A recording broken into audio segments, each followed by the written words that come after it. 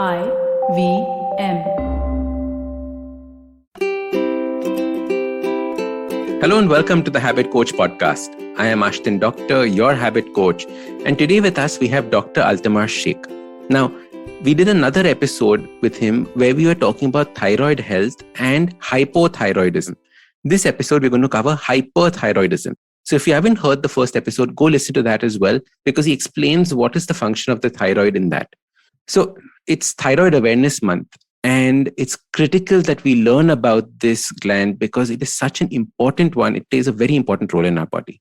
So let's jump into the podcast. So doctor, we've understood about hypothyroidism. What about hyperthyroidism? How is that different and what changes in the body at that point of time? Yeah, sure.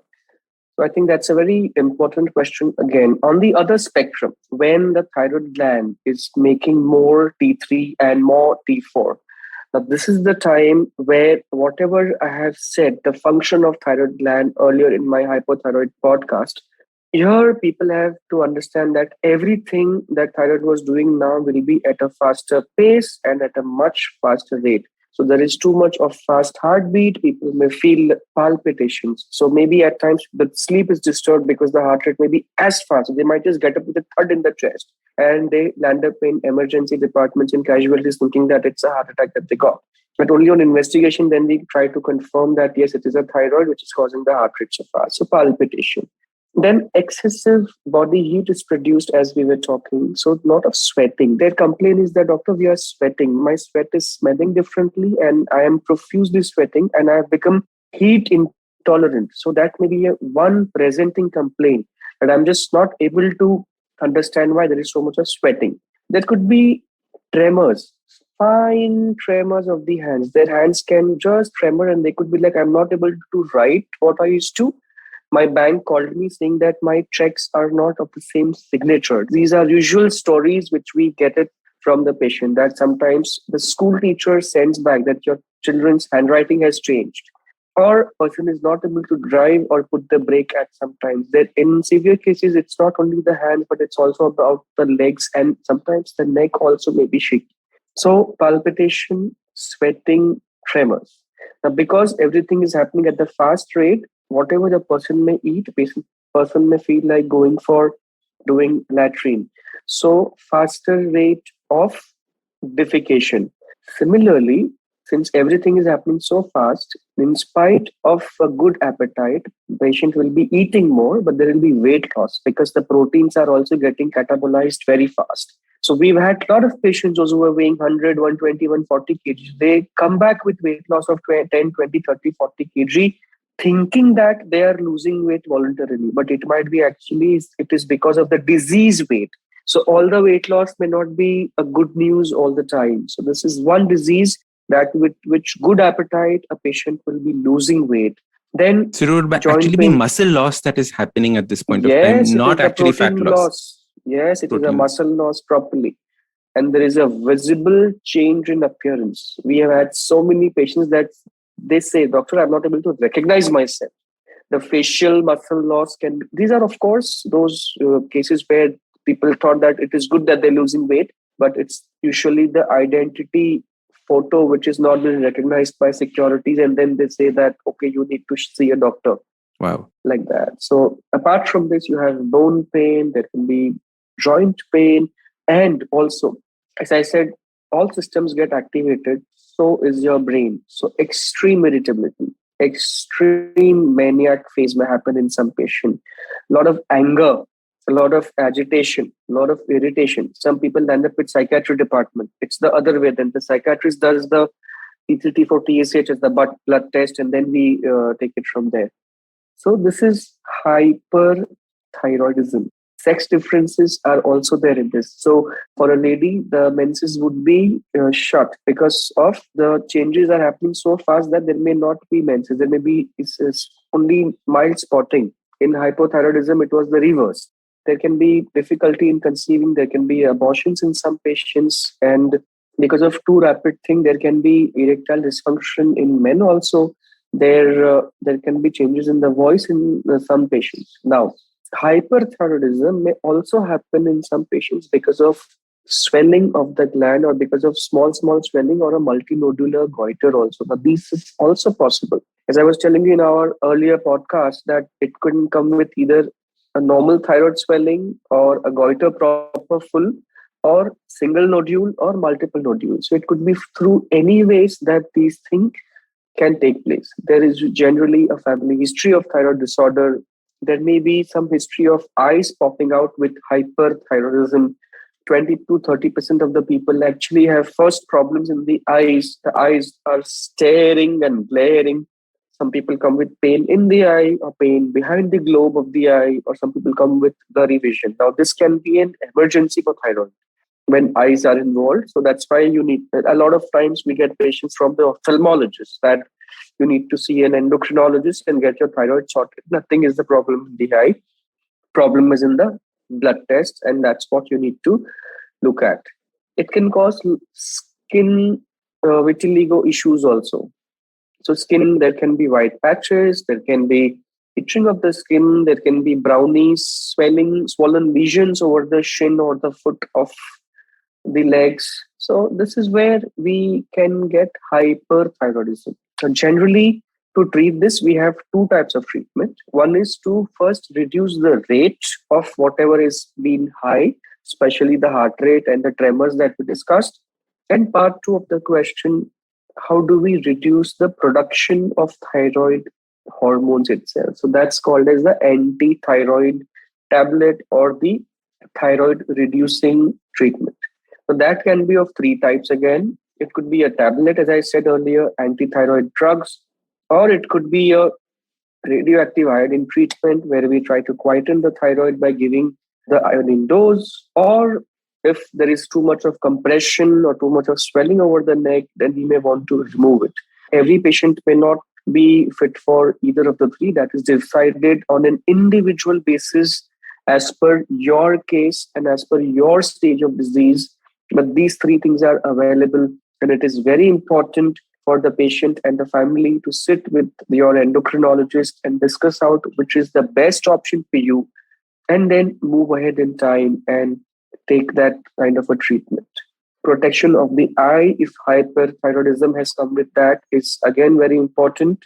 And we need to get that into perspective. And with reduction of heart rate and reduction of tremors, maybe we call the patient either maybe first 30 days or 6 weeks, depending upon how much dose it was started.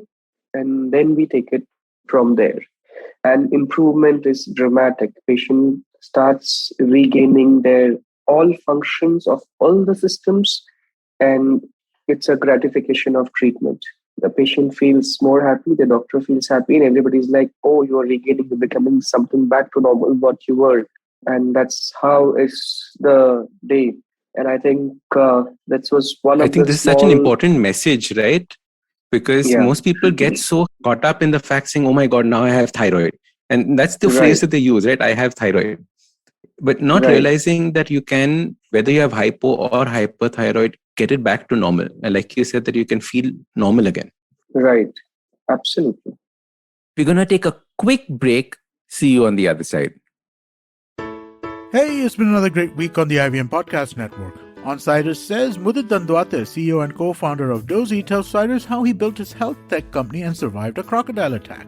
On The Longest Constitution, Priya tells us about the history of the rights of the disabled. This started in the 1970s with the Organization of the Blind. On a show about crypto, Rohan is joined by Kash Danda, who's a founding member at Superteam DAO. They discuss whether Solana is an Ethereum killer as is commonly believed in this space.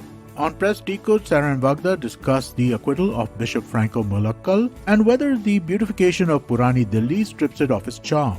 On Postcards from Nowhere, Utsav tells us the surprising story of how money orders, Dehradun, and the transatlantic slave trade are all connected. Do follow us on social media. We're IVM Podcast on Twitter, Facebook, Instagram, and LinkedIn. And remember, if you're enjoying this show or any of our other shows for that matter, please do tell a friend. Don't forget to rate us on any of the platforms you're listening to us on. And also remember, you can check out a lot of our stuff on YouTube. Go to ivmpodcast.com/YouTube and you'll get a list of all the various channels that we do have. And finally, we'd like to thank our sponsors this week, Bank of Baroda and CoinSwitch Kuber. Thank you so much for making this possible. Welcome back. All right, let's jump into the conversation. Doctor, when you were talking about hyperthyroidism, I was having this thought saying that is this what happens when it becomes an extreme? Like you said, the eyes popping out. Does it sneak up on you? Does it give you little signs when it starts going haywire? What are the little signs that you can look at before it becomes something that is as scary as some of the things that you described? So 15 to 30% of people may have only dry eyes. They may have watering of the eyes. They may have pain in the eye, pain behind the eye. They may have redness of the eye, or they may actually have some swelling of the eye. So these are subtle signs where you should actually check for thyroid rather than checking the number.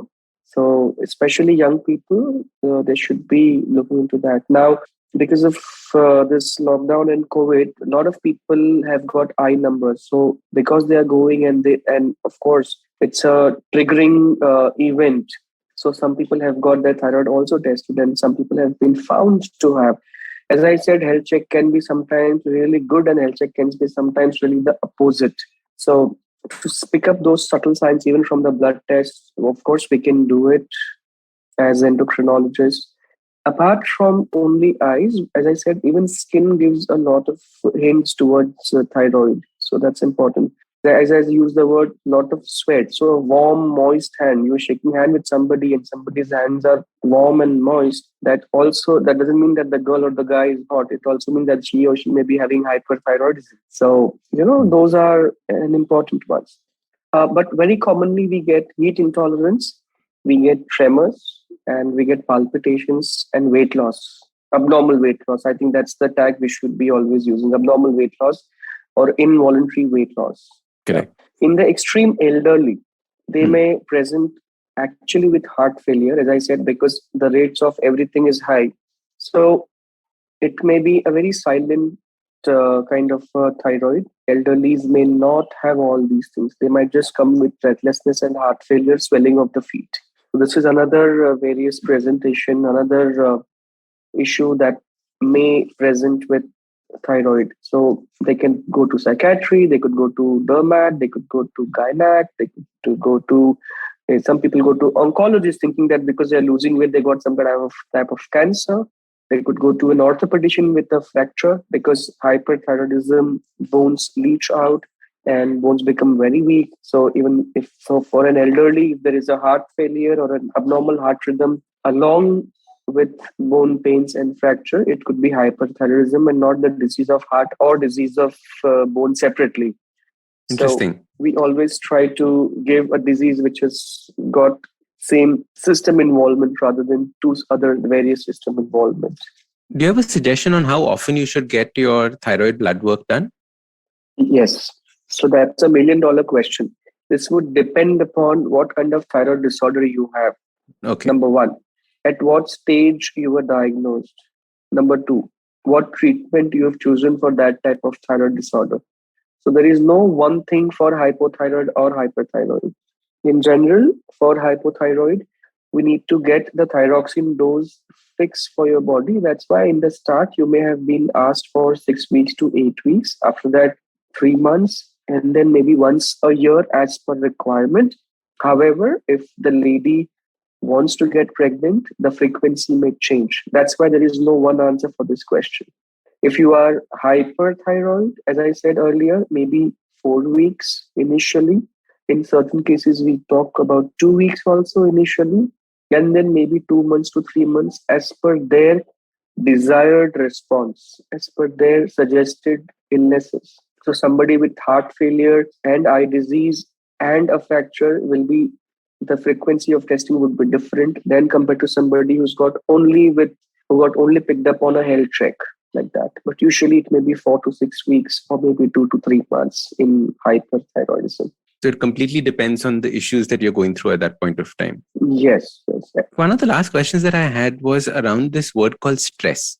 Very often stress is associated with thyroid. Stress ho gaya, thyroid ho gaya, stress ho gaya. People's minds, it becomes one loop.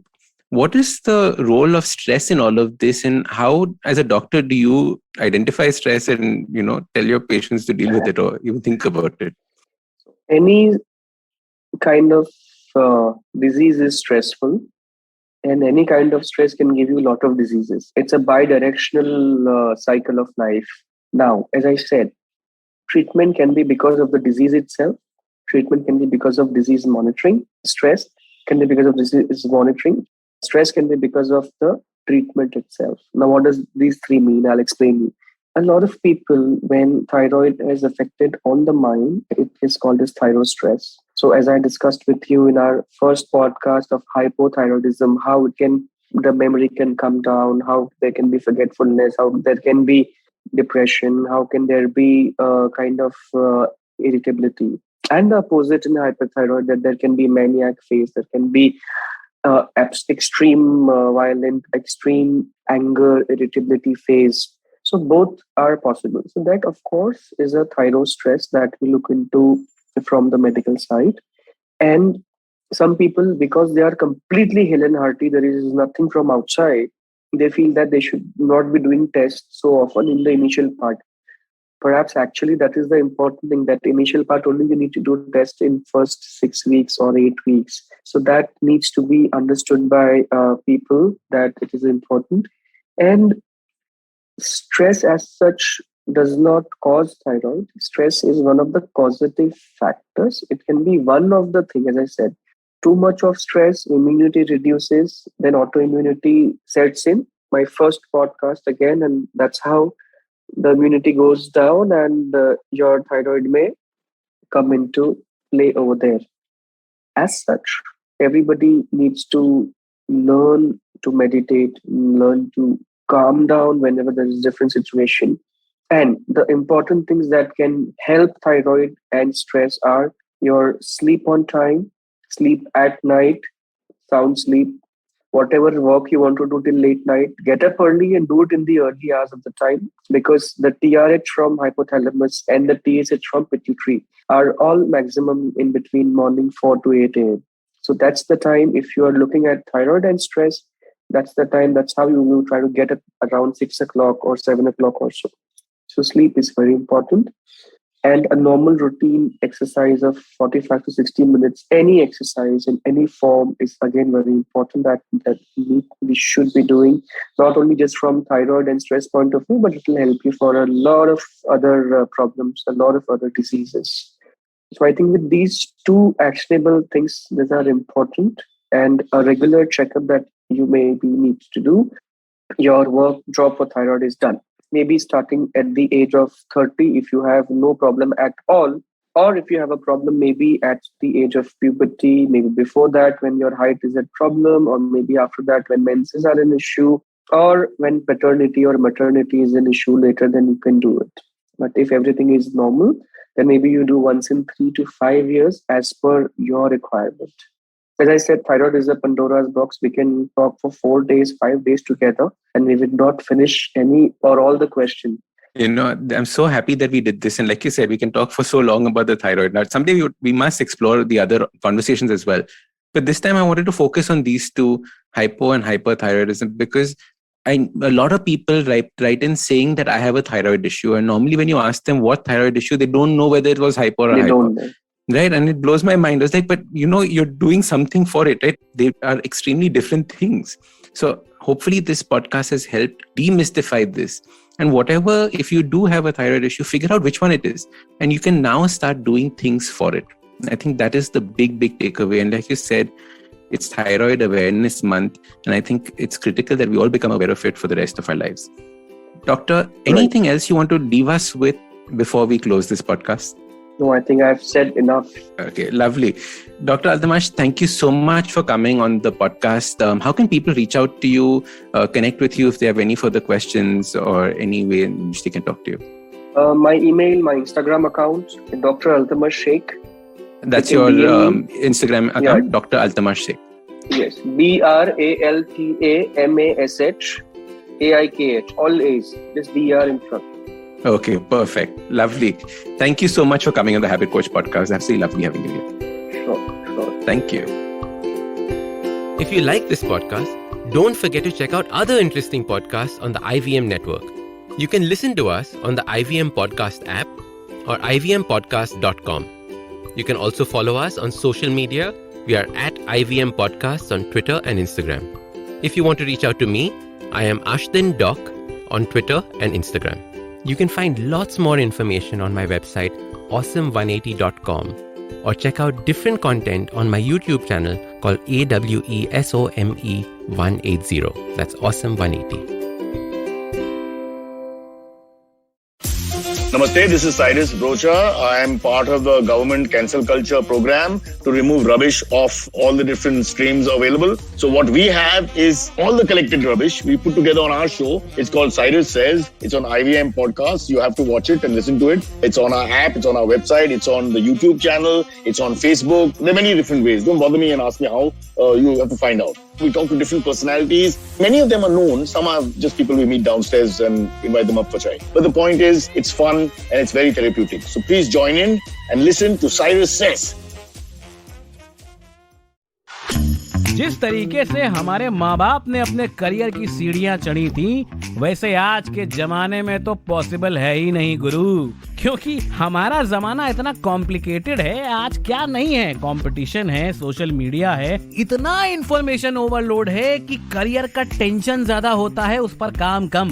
Tension लेने से कोई फायदा तो है नहीं। क्या करते हैं, ठंडे दिमाग से सुनते हैं प्रोबेशन से प्रमोशन तक पॉडकास्ट को हर सोमवार, जहाँ पे सिर्फ प्रैक्टिकल बातें होती हैं आपके करियर की। और कौन करता है वो? मैं आपका होस्ट अभिनव त्रिवेदी। ये पॉडकास्ट आप सुन सकते हैं IVM पॉडकास्ट की वेबसाइट, ऐप या फिर किसी भी अन्य पॉडकास्ट स्ट्रीमिंग प्लेटफॉर्म पर।